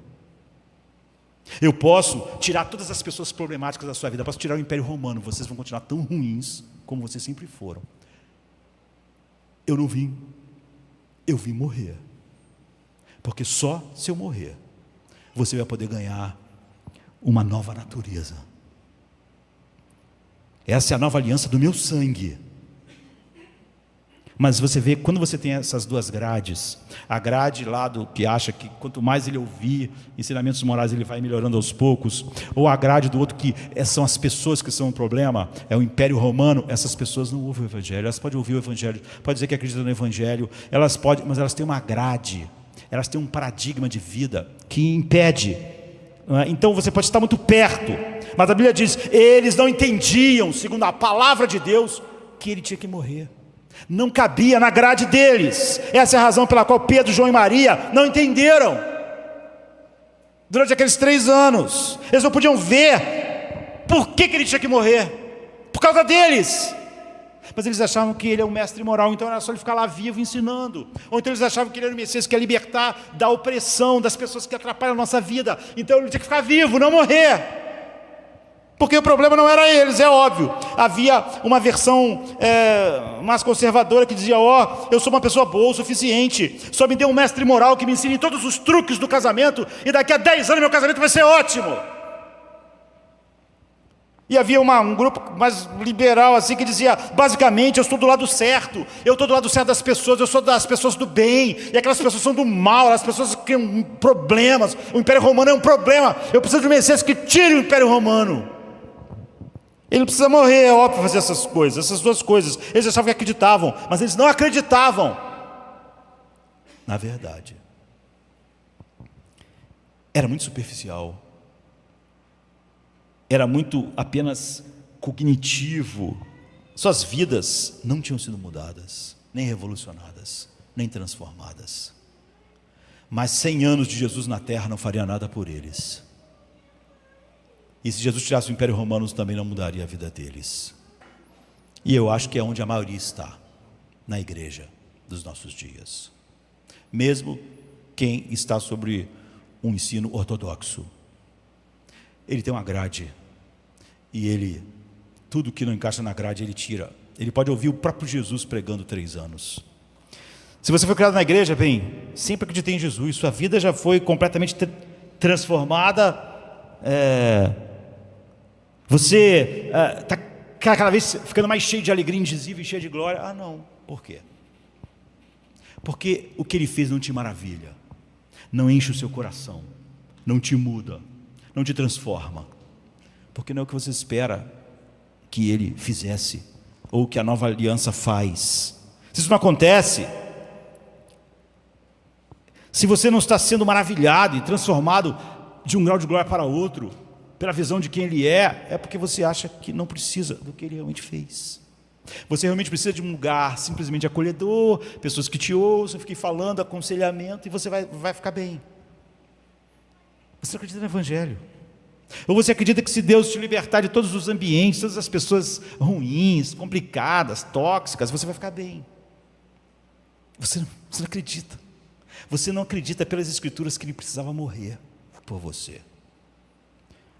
Se isso não acontece com você, é porque você realmente não sabe que Jesus teve que morrer por você. Eu acredito, pastor, mas eu acredito em Jesus, mas isso não enche meu coração de alegria, não vai aumentando, não vai crescendo. Então, você não acredita que ele tinha que morrer. Porque senão, a cruz, como Paulo diz, eu vou pregar só Cristo esse crucificado, ia te transformar. Não é milhões de aconselhamentos morais, isso sempre existiu no mundo. Você não vê que não havia outro jeito? Eles não tinham entendido, eles nunca acreditaram que eles eram um problema tão grande que só a morte de Jesus podia mudá-los. Então eles não acreditavam. Um Messias que morria não encaixava na grade de nenhum dos grupos. E é por isso que a fé, às vezes de algumas pessoas, ela diz: minha fé não me transforma então, porque é igual a fé deles. Eles acreditavam no Messias, mas não que ele precisava morrer por causa delas. Eles acreditavam que ele podia ensinar a elas, ou podia libertar elas dos outros malvados, que faz a vida delas ser ruim. Então aqui está outra coisa, não é? A fé humilde. Nós dissemos que ela é mística, racional, ela é humilde. A verdadeira fé, ela descobre que eu sou o problema, que só a morte do próprio Deus pode lidar com o problema dentro de mim. A fé também, ela é cheia de graça. Eu acho que eu falei que ia falar essas coisas, que vai ser impossível, não? Então, você não pode acreditar até que tenha uma experiência da graça de Deus. Não na verdade. Quando Jesus Cristo se revela a Maria, nós temos que perguntar por quê. É uma imagem linda, né? Esse é um dos pontos mais lindos da Bíblia, eu acho. E olha os detalhes, nenhum escritor de ficção ia pensar nisso. No versículo 11, enquanto chorava, ela se inclinou para olhar para dentro do sepulcro. Isso porque aquele sepulcro tinha um teto baixo. Você vê que há detalhes. Ela não podia simplesmente em pé entrar no sepulcro, você tinha que se abaixar. Esse é um relato de uma testemunha ocular. O versículo 18 diz que ela foi, depois disso, e contou a todos. Ela se inclinou para olhar dentro do sepulcro e viu 2 anjos vestidos de branco. Agora, qualquer outra pessoa que já encontrou anjos na Bíblia fica apavorado, cai, treme, pensa: vou morrer, porque agora eu vi o anjo do Senhor. Mas Maria estava tão focada em encontrar Jesus que ela não viu que eram anjos. É a única pessoa na Bíblia que vê anjos praticamente, e que não há nenhuma daquelas coisas. Ela pensa que os anjos são ladrões. Já pensou nisso? Ela está tão confusa que ela vê anjos e diz assim: olha, se vocês roubaram o corpo dele, devolva ele, diga onde ele está para me pegar. É uma crueldade vocês roubarem um corpo de alguém. Diz que ela não reconheceu nem Jesus. Jesus diz: Maria. Eu acho isso maravilhoso, porque ela responde: Rabone. O que você vê na nossa tradução, como eu sempre digo, nossas traduções nem sempre são boas, não é? Ela diz mestre, mas não é isso que ela diz. Rabone. Se lembra na cruz quando Jesus disse: Eli, Eli, lama sabachthani? Então, o nome de Deus não é Eli, é El. Eli é o possessivo, é por isso que é meu Deus, meu Deus. Então você vê que aqui Maria, ela fala Rabone, ela não diz mestre, como está, ela disse meu mestre. Agora, isso é realmente lindo, não é? Mas o que significa? Eis o que significa: Jesus Cristo poderia facilmente ter se revelado a João e a Pedro, porque ele não fez. Ou ele poderia ter esperado por alguém mais, porque não fez. Ele a escolheu para ser a primeira pessoa. Eu quero que você pense que durante um tempo, algumas horas, Maria foi a única igreja de Cristo na terra, a testemunha da ressurreição de Cristo, só ela. A igreja um dia teve uma pessoa, não é? Ela foi toda a igreja, e ela foi a única pessoa que era testemunha da ressurreição, que ia pregar isso para o mundo, começando para os discípulos. Ele ressuscitou, ele está vivo. Eles estavam começando a entender o que Jesus veio fazer. Ele não veio nos ensinar durante 20 anos como viver uma vida melhor. Ele fez isso deliberadamente, ele escolheu, não é? Pedro e João nem sequer foram, você vê lá, mas Maria foi. Eles não ficaram, depois que eles viram, Pedro ficou teorizando, João, a Bíblia diz que olhou e creu, mas foi embora também. Mas ela não foi embora, ela continuou lá. Quando Pedro e João e todos os outros discípulos estavam ouvindo Jesus ensinar, vocês podem ser filhos de Deus, né? Vocês podem ser isso e aquilo, e eles pensavam, sim, podemos, isso é maravilhoso. Mas Maria Madalena, em Lucas 8,3 diz que ela teve 7 demônios expulsos dela. Quando ela ouve Jesus dizer, você pode ser uma filha de Deus, ela deve, o que vai em pessoas como a vida de Maria, você sabe quem eu sou? Eu passei anos andando pelas ruas, falando sozinha, murmurando, chorando, gritando, meio vestida, meio desnuda. Eu sou uma mulher meio selvagem, não é? Eu sou uma mulher sem teto, eu sou a pessoa que anda por aí. Jesus disse sim, não é? Quem será mais transformado pelo ensino, queridos? Jesus diz, aquele que é mais perdoado, ama mais. Não é que alguém possa ser mais perdoado, né, queridos? A Bíblia diz assim, eu vim para os doentes e não para os sãos. Fica parecendo que tem alguém que não é doente. É que quem se vê assim, né? Porque Pedro e João tinham um pequeno entendimento de que eu sei que Jesus me ama, Ele é misericordioso, mas eu também sou um bom judeu, um homem íntegro. Não é? Eles tinham uma dificuldade um pouco maior de ficar maravilhado, como as pessoas têm hoje. Jesus morreu por mim. Mas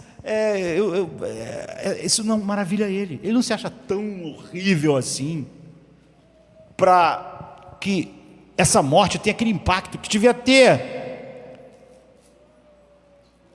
Se você está cheio de destemor como Maria, é que quando ela descobre realmente a verdade, isso é tão incrível. É por isso que ele falou, e algumas pessoas dizem que aquela mulher era ela, não é? Quem muito é perdoado, muito ama. E você vê isso, e vê essa experiência de graça. Muitas pessoas não experimentaram a graça como Maria experimentou, porque elas não se acham tão indignas, na verdade. Ela diz, eu sou digna do inferno. Aí Deus vai e tira o emprego dela, ela fica arrasada porque Deus não podia fazer isso. Aí Deus tira um filho, Deus tira um não sei o quê, Deus tira a saúde, aí Deus não podia fazer isso. Ela dizia que merecia o inferno. Estava na cara que ela não estava falando a verdade. Eu nem achava isso. Quando Jesus diz Maria, ele está dizendo o seguinte, ele não disse senhorita Madalena, Maria, você Maria. Se você sabe que é um pecador, como a Bíblia descreve, mas não sabe, não experimenta o amor de Cristo que excede todo entendimento, então você não tem fé verdadeira. Não é? Se por outro lado você diz, eu sei que Deus me ama, mas isso não te muda, é porque você não se vê como alguém que realmente precisava da morte do próprio Deus, de tão mal que você é. Então a fé é impossível, é racional, é humilde, mas é cheia de graça, e a fé é palpável. Então há esse lugar aqui no versículo 17 que diz assim, não me segure, pois ainda não voltei para o Pai. O que é isso? Não é? Algumas traduções mais antigas diz, não me toque, não me toque. Não é? E parece que Maria deu um passo em direção a ele, assim, nessa tradução, e ele, não, fica para lá. Toque, porque eu sou santo e você é impura. Jesus sempre pôde tocar nos leprosos. Ninguém podia tocar no leproso porque foi impuro. Não Jesus, ele tocava no leproso e o leproso ficava puro. Mas tem muitas pessoas que pensam isso. Ele ressuscitou santo, então Maria não podia tocar nele. Não me toque, fique aí. Vamos manter uma distância. Mas o verbo usado aqui é um verbo muito especial. É não me segure tão apertado. Ela tinha abraçado ele. E ela não ia perdê-lo de novo. Não depois de todas essas coisas. Na verdade, em Mateus 28, nós somos informados que após a ressurreição, mulheres vieram e viram e agarraram. Tomé tocou ele, todo mundo tocou nele. Não há mágica nisso aqui. Não é algo, mas não me toque, porque algo místico, eu tenho que ainda subir para depois descer. Não é isso. Porque ele faz o seguinte: quando ela o agarra tão firmemente, então diz: não me agarre tão firmemente, eu estou indo para o Pai. Certamente, ele não está dizendo: me solte, eu preciso ir para o Pai, você está me atrapalhando, eu estou precisando ir agora, eu vou acabar me atrasando. Ou então, não, você é impuro para tocar em mim, agora eu sou puro. Ele sempre foi puro. Ele está dizendo: Maria, você quer intimidade, você quer meus braços ao teu redor, e os teus braços ao meu redor, você quer apenas continuar me tocando, você quer um sentido visceral da minha presença, e do meu amor te cercando. Adivinha, Maria, se eu for para o Pai, você terá muito melhor do que isso, porque eu vou enviar o Espírito Santo. Você vai me ter dentro de você. Você me tocou esses 3 anos, mas agora tudo vai mudar. Todas as coisas.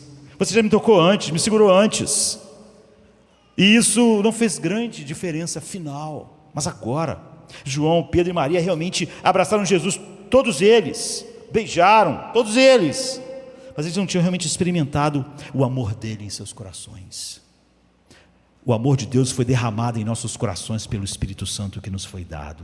Eles não tinham isso. Jesus está dizendo: eu estou prestes a ir para o meu Pai, eu vou me sentar à sua direita e vou enviar o Espírito Santo. Maria, eu vou estar contigo de uma maneira muito mais profunda do que nesses 3 anos.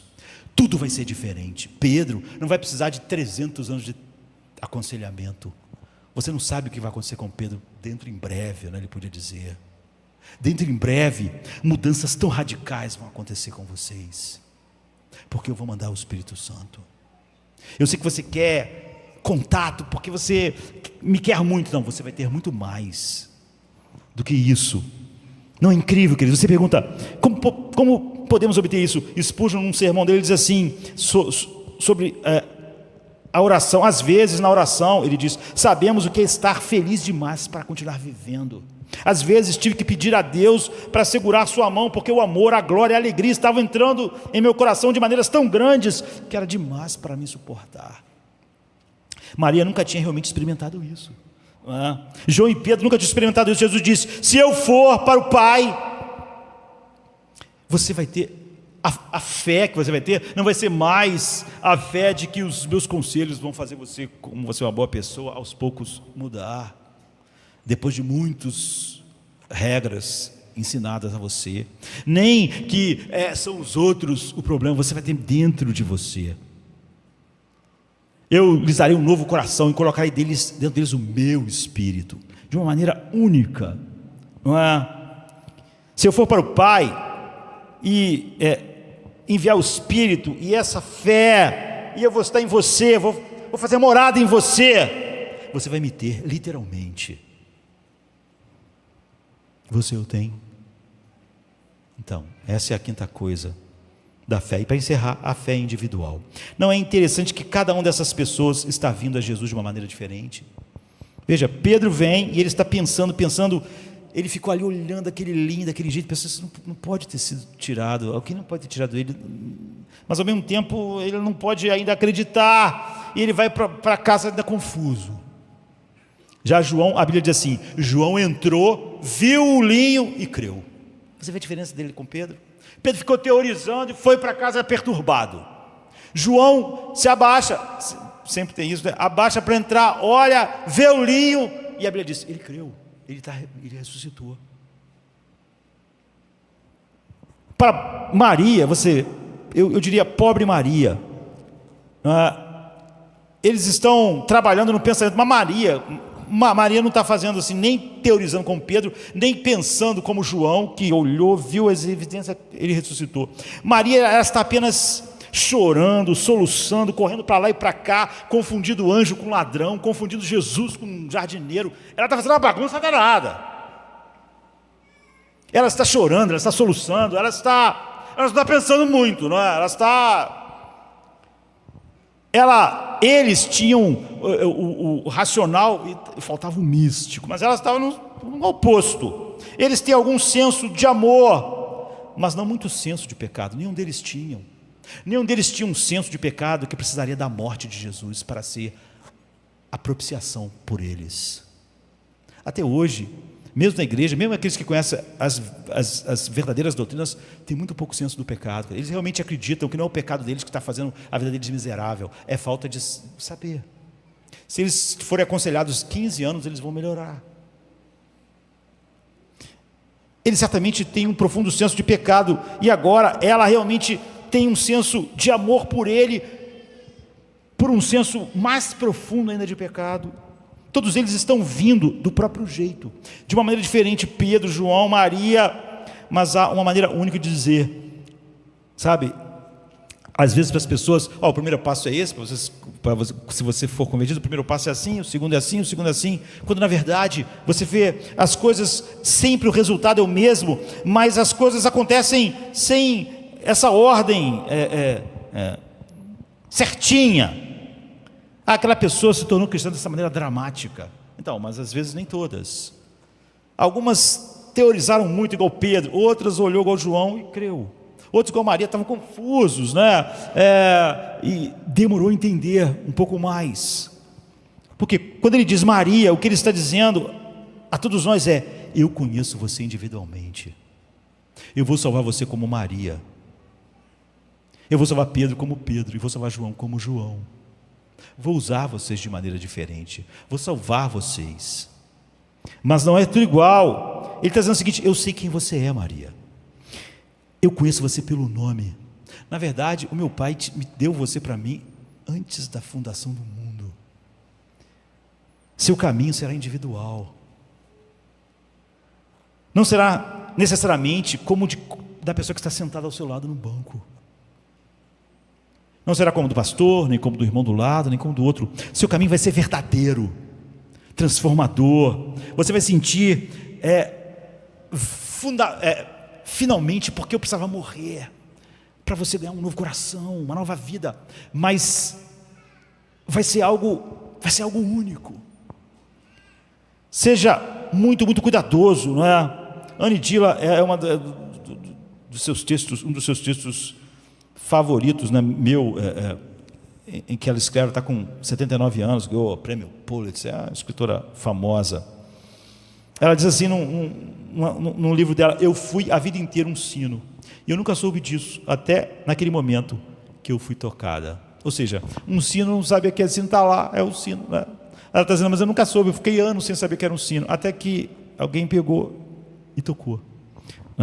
Na fé, Jesus Cristo está te erguendo e você nem sabe que você era uma ovelha dele. Todas as ovelhas de Cristo estavam perdidas. Quando fala sobre a ovelha perdida, todas as ovelhas de Cristo começam perdidas, mas já são ovelhas. Não é que ele está indo, porque sempre a gente está pensando no desviado, né? Quando a gente pensa em ovelha perdida, mas não é isso que ele está dizendo. Ele diz assim, quando os discípulos dizem assim: vocês são ovelhas, eu não vou perder nenhuma das ovelhas, eu tenho muitas ovelhas de outro aprisco. Quem? Nós éramos ovelhas 2.000 anos atrás. Ele diz: eu ainda vou buscar todas elas. Meu pai me deu minhas ovelhas, mas elas estão todas perdidas, mas eu não vou perder nenhuma. Eu vou buscar todas. E você não sabe o que é, igual ela falou, a vida inteira era um sino, mas eu não soube até que alguém me pegou e tocou. E assim, você nunca vai encontrar as profundezas da sua singularidade até que conheça Cristo pela fé. Aí está o guia completo. É impossível. E vem todas essas coisas que a fé é. E essa fé é salvadora, é transformadora. Pedro nunca mais vai ser a mesma pessoa, nem João, nem Maria. Agora eles entenderam porque Jesus tinha que morrer e ressuscitar. Agora cada um deles, à sua maneira diferente, vai ser transformado de glória em glória, de uma maneira incrível, daqui em diante. Então quando o credo diz, creio, essa é a fé. Como eu disse, em cada parte, eu vou ficar só no livro de João. Então é óbvio que a gente não pode aumentar o escopo. Mas você vê como é fácil a fé, e quando eu digo creio, eu não tenho o vocabulário certo. Eu não entendo o que fé é. Eu posso até usar a palavra, como o outro estava usando lá, dizendo que era pederasta. Não entende a palavra. Não entende o que ela significa. Não entende o que ela contém. Então eu falo de algo que eu não experimentei. Depois eu penso assim, por que a minha fé não me transforma? Por que eu não sou mudado? Porque eu estou com o vocabulário errado. Ou então eu estou sempre falando sobre fé, mas meu vocabulário não é vocabulário bíblico. Quando eu vou olhar o caminho da fé, é igual eu indo olhar as nuvens. Eu olho para mim, as nuvens tudo meio parecidas, uma é fofinha, outra não é fofinha, uma é escura, outra é clara. É só isso que eu sei falar sobre as nuvens. E às vezes o nosso vocabulário sobre fé é muito pequeno. Nós não vemos a imensidão que a fé é, como ela é transformadora, como ela é esse dom de Deus que muda todas as coisas. E aqui, nessa passagem de João, você tem todos esses elementos da fé. E é assim que o credo começa. Eu creio. Eu creio. Se não começar aqui, todo o resto, em Deus Pai Todo-Poderoso, já está fora. Já estou fora. Se no creio eu não compreender, se esse creio não é o crer, como a Bíblia descreve, todo o resto já não faz mais diferença. Então é assim que o credo começa. Creio que Deus realmente nos faça homens e mulheres de fé. Vamos ficar de pé, vamos orar. É sexta-feira chega trazendo a noite seu manto. Jesus em súplicas, enquanto Pedro sucumbe ao encanto do sono. Judas, com seu beijo, selou o destino. Traição que esboça o pranto. No silêncio da noite, a esperança parece se esconder, mas o eco do domingo aos poucos começa a nascer. Pilatos em sua indecisão, o sinédrio em conspiração, a turba em escárnio desconhece a ressurreição. Discípulos fugitivos, corações partidos, Maria em lágrimas, Pedro nega, o galo canta, anunciando amanhã que tarda. É sexta-feira, clama a criação, mas o domingo se anuncia, trazendo redenção. Nosso Salvador, sob o peso da cruz, caminha entre a multidão que zomba, sua santidade diminui. A coroa de espinhos, o sangue que escolhe marcas de amor infinito. É sexta-feira, mas a esperança do domingo não está tão distante. Elevado na cruz, entre criminosos a dor se faz presente. O véu se rasga, a terra treme, o céu escurece, um silêncio envolvente. A pedra colocada, os guardas se postam, a vigília começa, mas a promessa do domingo no coração ainda aquece.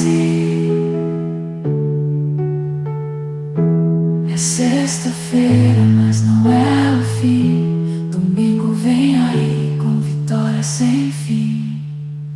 A escuridão parece reinar, a morte sorri, certa de sua vitória. É sexta-feira, mas a história ainda não contou sua glória. O pecado julga ter vencido, a esperança parece falhar, mas a luz do domingo já começa a brilhar. O túmulo agora vazio, a pedra removida, Jesus ressuscitou, trazendo vida. Manhã de domingo, brilha a esperança restaurada. A morte foi vencida, a redenção proclamada. É sexta-feira, mas a alegria vem com o amanhecer. Domingo já chegou, ensinando-nos a renascer. Nosso Salvador, sob o peso da cruz,